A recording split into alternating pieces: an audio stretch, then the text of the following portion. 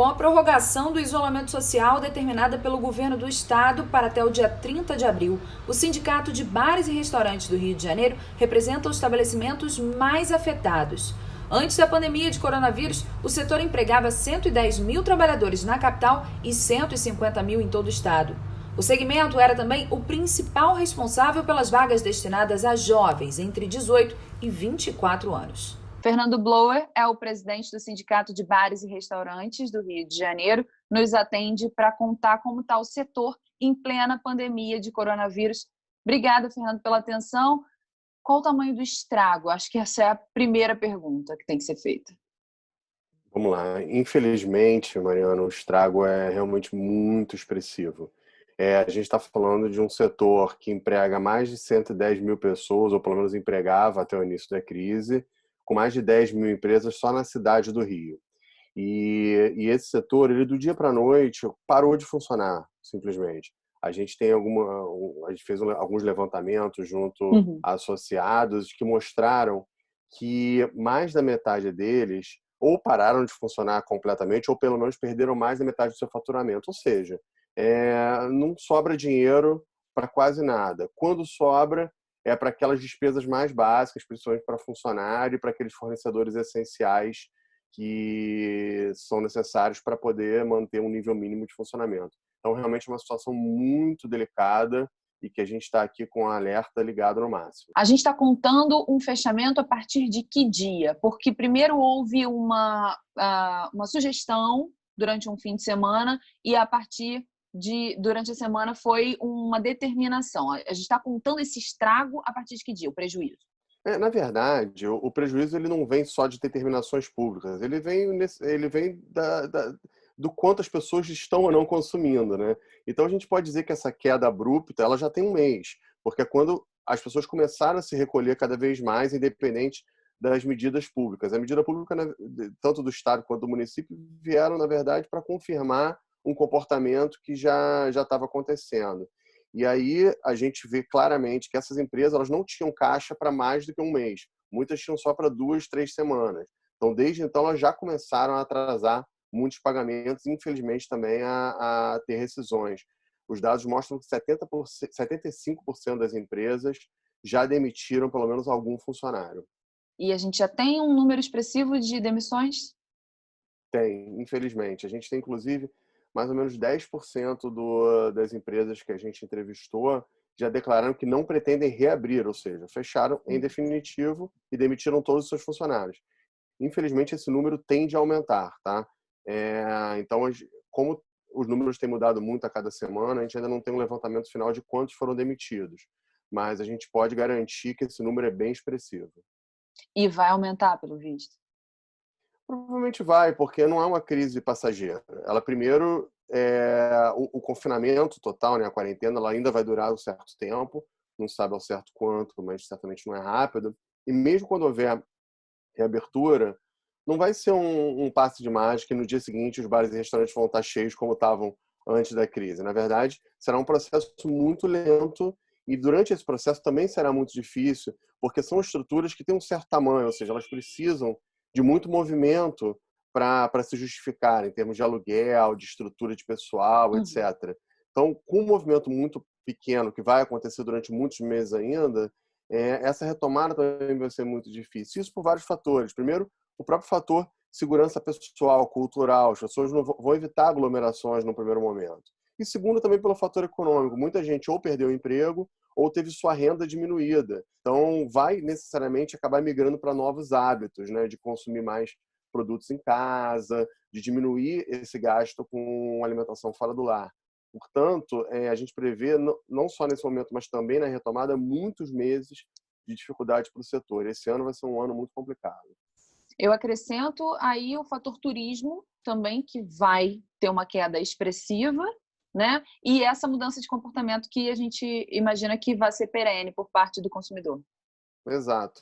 Você levantou um ponto muito importante. Realmente, o turismo ele alimenta a clientela de muitos bares e restaurantes na cidade do Rio e é uma indústria que, assim como a nossa, está muito impactada e será muito impactada por um longo prazo. Então, toda aquela cadeia que existe em torno disso, como eventos, companhias aéreas, operadores logísticos e receptivos, quer dizer, todo mundo vai ter muitos problemas também nessa retomada e isso impacta certamente nos bares e restaurantes. Agora, Fernando, quanto à linha de crédito emergencial, ela tem sido considerada a única saída para esse momento?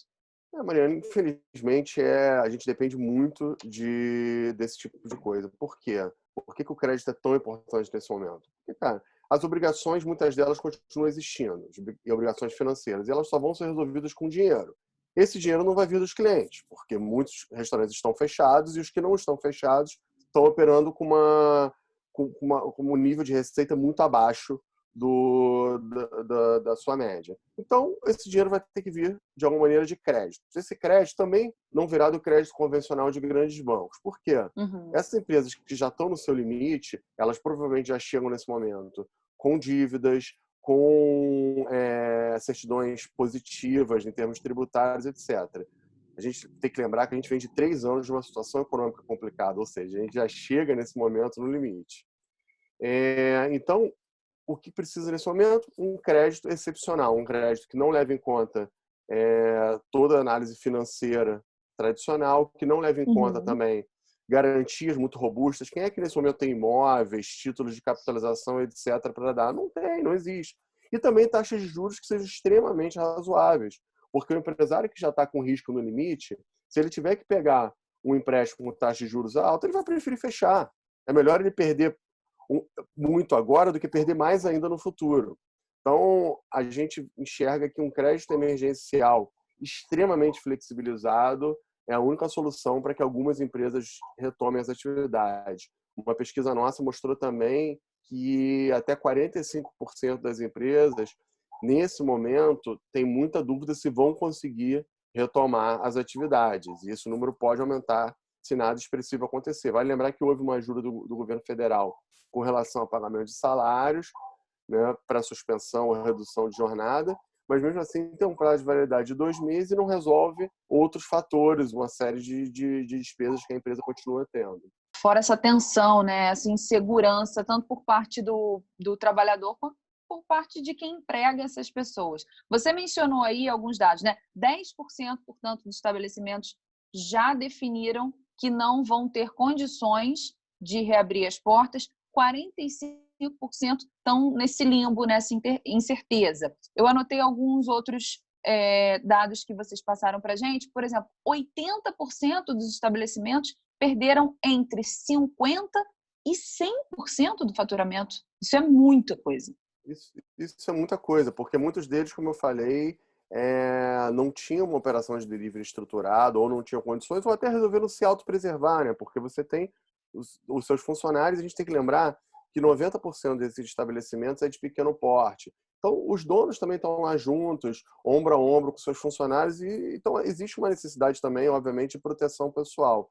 Então, seja por qual motivo for, muitos estabelecimentos acabaram suspendendo completamente as atividades. Então, a receita dele passa a ser zero. Agora, cerca de 1/3 desses estabelecimentos não trabalhava com delivery anteriormente e, a partir de agora, estão funcionando com esse modelo.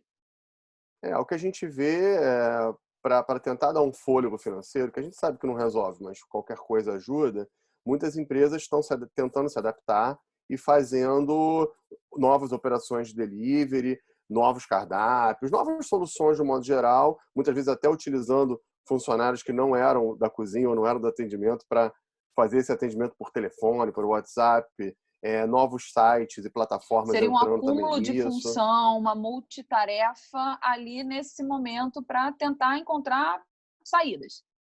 O que a gente vê isso, são forças-tarefa mesmo para tentar ter algum nível de receita e conseguir pelo menos pagar as pessoas, que isso é uma preocupação muito grande, né? A gente falou de 110 mil pessoas, são 110 mil empregos diretos, mas tem também todos os empregos indiretos, é uma cadeia muito longa.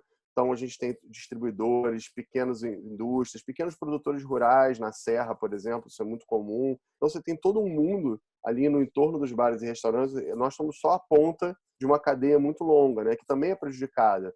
E, além disso, você tem dezenas de milhares de sócios, comerciantes, que também trabalham nos negócios com as suas famílias e de lá tiram o seu sustento. Então, são pessoas também que precisam de algum nível de circulação de receita ali para poder também pagar as despesas das suas famílias. Então, é uma situação que, de um modo geral, é muito preocupante e gera um impacto muito grande para a cidade. Se você tem uma noção, nós somos os maiores empregadores de jovens de 18 a 24 anos aqui no Rio de Janeiro. A diferença que isso faz na sociedade é realmente incalculável nesse momento. Agora, assim, vamos tentar falar das partes boas. Você falou de reinvenção, de multitarefa, novos cardápios. 25% dos estabelecimentos não demitiram seus funcionários. Exato. Esse dado é o dado até o último levantamento, né? Claro que a situação muda muito semana a semana.